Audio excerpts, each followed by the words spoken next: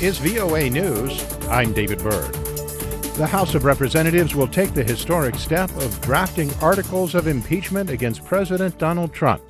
AP Washington correspondent Sagar Meghani has details from the White House. Speaker Nancy Pelosi says the House will draft articles of impeachment. His wrongdoing strikes at the very heart of our Constitution, saying he left Democrats no choice but to move ahead. He's the one who's dividing the country on this. The president said little about impeachment before reporters hours later. It's a hoax. It's a big fat hoax. He'd earlier tweeted Democrats should get on with it so he can get a fair trial in the GOP-led Senate. The House is expecting a full vote by Christmas in just the fourth case of Congress trying to remove a chief executive. Sagar Meghani at the White House. A senior State Department official says Iranian forces may have killed more than 1,000 people in response to recent protests that have swept the country. Special Representative for Iran Brian Hook told reporters at the State Department Thursday the U.S. has seen video of one incident in which more than 100 people were shot and killed, including children. We cannot be certain because the regime blocks information. Among those murdered are at least a dozen children, including 13 and 14-year-olds. More than 1,000. Hook cited unspecified reports and provided no evidence of the death toll. Amnesty International recently said that more than 200 people were killed in the recent unrest over economic hardship. Stocks were slightly higher on Wall Street, with all three major indices closing in positive territory. The Dow Jones Industrials rose 0.1%, the S&P added 0.15%, while the Nasdaq gained 0.05%. For more, visit our website, voanews.com. This is VOA News. U.S. and British law enforcement officials announced charges against two notorious Russian cyber criminals Thursday, accusing them of engaging in a decade-long crime spree that resulted in tens of millions of dollars in losses to victims around the world.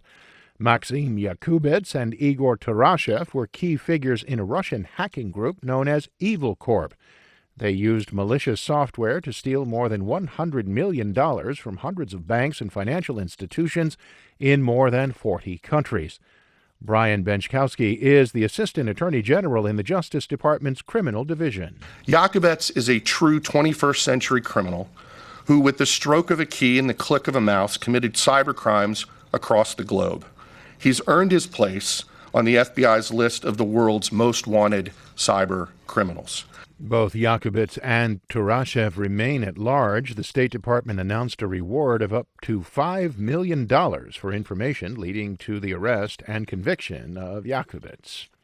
France's public transport networks ground to a near halt Thursday as unions dug in for a nationwide strike. As Reuters' Francesca Leina reports, it's aimed at forcing President Emmanuel Macron to abandon plans to overhaul the country's pension system. Thousands of railway workers, teachers and emergency room medics walked out of work and onto the streets in protest.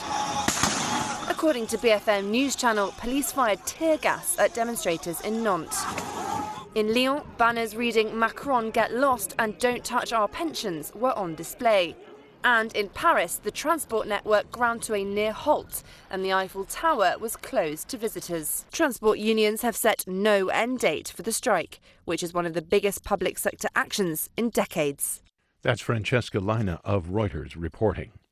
A new study highlights a rise in cell phone-related facial injuries.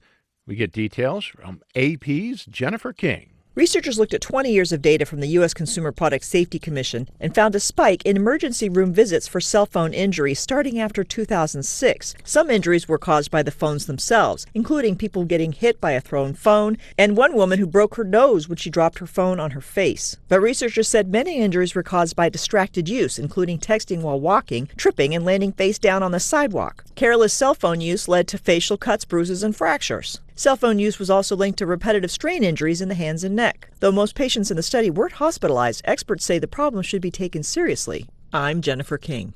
For more on these stories and the rest of the day's news, be sure to log on to our website, voanews.com.